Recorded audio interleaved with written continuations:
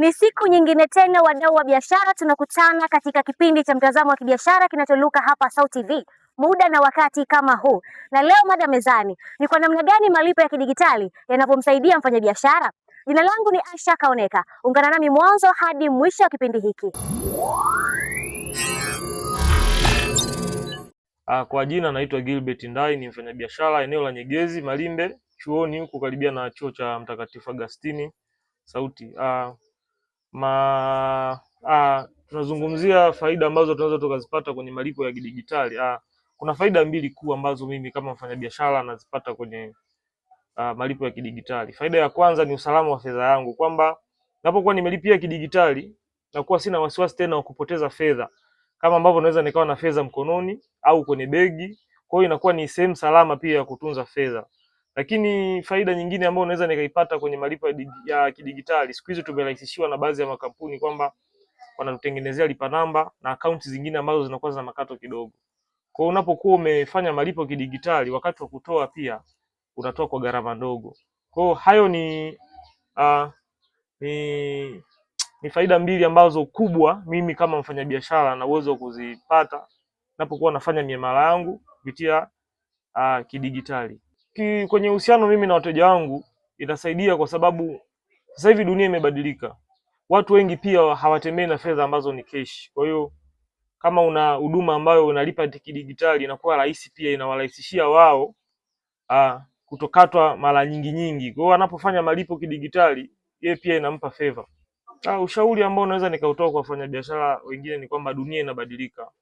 Tumetoka kwenye ulimwengu wa kuweka hela kwenye makopo, sasa hivi tunaweka hela kwenye accounts pamoja na simu, accounts za benki na simu. Kwa hiyo watakapohamia huko, wale ambao bado wanafanya biashara kwenye mfumo wa kizamani, itawasaidia zaidi kufikia malengo yao. Mimi umuhimu mkubwa ni kufanya transfer za hela kwa urahisi zaidi. Naweza nikatoka hapa nikaenda sehemu fulani kuchukua mzigo, na nikafika pale sio lazima niwe na keshi, lakini kama nipo na hela kwenye simu ama kwenye lipa namba, inakuwa ni vyepesi sana kutransfer kutoka kwangu kwenda kwa mtu ambaye nanunua mzigo ama product. Kwa hiyo inatusaidia pia hata kwa wateja ambao hawatembei na keshi, wanakuja na pesa moja kwa moja zipo kwenye simu, wanalipa product yoyote ambapo tunawapa na maisha yanaweza kuendelea. Kwa hiyo inarahisisha huduma kwa wepesi sana, na ni muhimu sana kwa Watanzania wote kuwa na huduma hizo za malipo ya kidijitali katika maisha yetu na biashara zetu kwa ujumla. Mfanyakazi au mfanyabiashara yote yule anaweza kufaidika na lipa namba kufuatana na mwingiliano wa wateja au kufuatana na mwingiliano ambao anaitumia ile lipa namba kwa biashara yake, ambapo kwa asilimia fulani, kama ni mtandao wa Voda, unapotumia ile lipa namba utaachiwa asilimia fulani ya kiasi ambacho ni kama fedha ambacho utaweza kutumia wewe. Pia kwa mtu anayetumia ile lipa namba ambaye labda amekuja kufanya biashara sehemu fulani, anatakiwa atumie ile lipa namba kufanya miamala yake, kukulipa wewe ambaye unamuuzia bidhaa, unaona, ambapo yeye yule unakuta ana cash mkononi. Kwa hiyo yeye inaitakuwa imemrahisishia sana kusimplify kuliko kwenda kuzunguka kwenda kutoa M-Pesa labda benki, atatumia kwa huo muda. Kwa miaka naweza kusema 20-30 iliyopita, kumekuwa na ongezeko la au ukuaji wa kiteknolojia katika utoaji wa huduma ya kifedha, kwa maana kumekuwa na mabadiliko makubwa kwenye walau miongo mitatu iliyopita. Kwa hivyo huduma za kifedha kwa sasa hivi sehemu kubwa zimeenda kwenye mfumo ambao ni wa sehemu kubwa kidijitali naweza kusema.